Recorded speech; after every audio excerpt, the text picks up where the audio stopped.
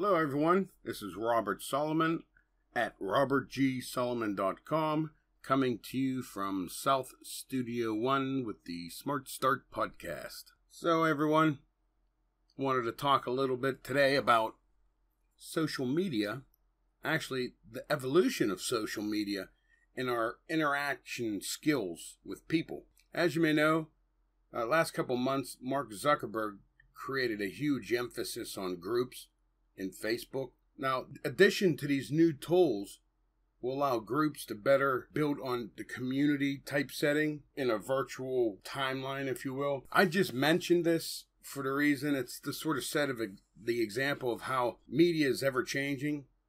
And if you really want to examine the issue about this, I encourage you to listen to what I'm going to have a short talk about.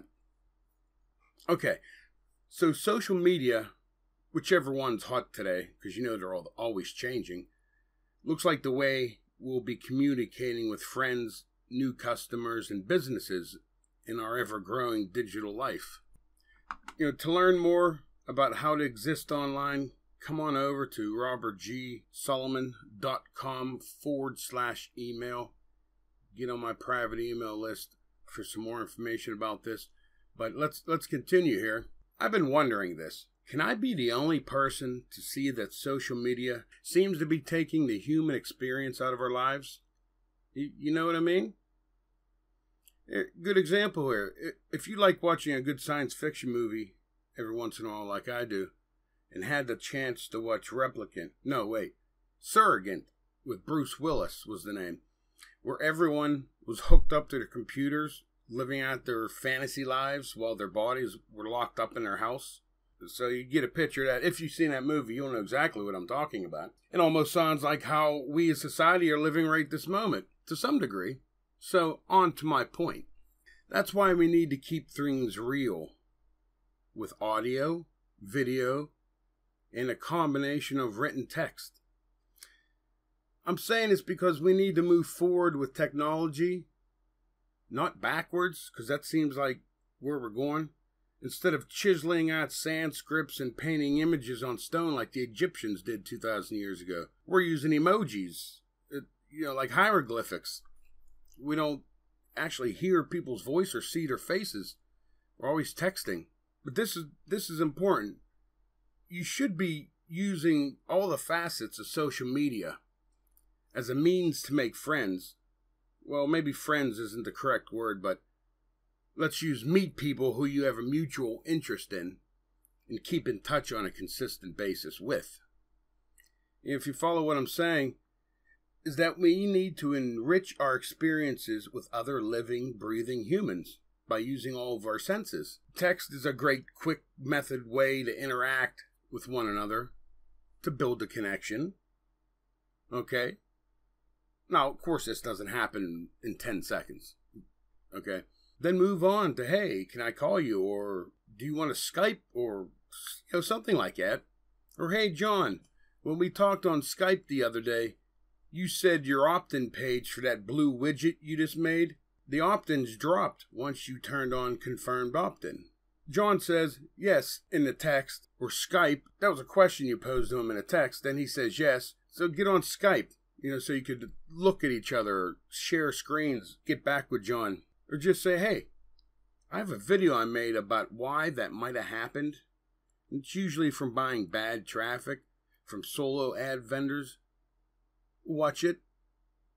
And then we could test your funnel to roll out any settings that might be wrong. Or some bad links or whatnot.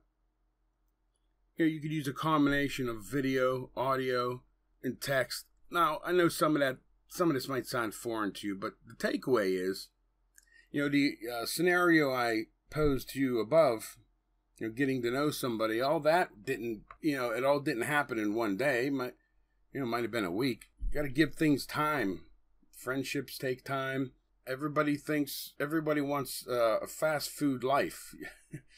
It's just crazy. So calm down. Okay.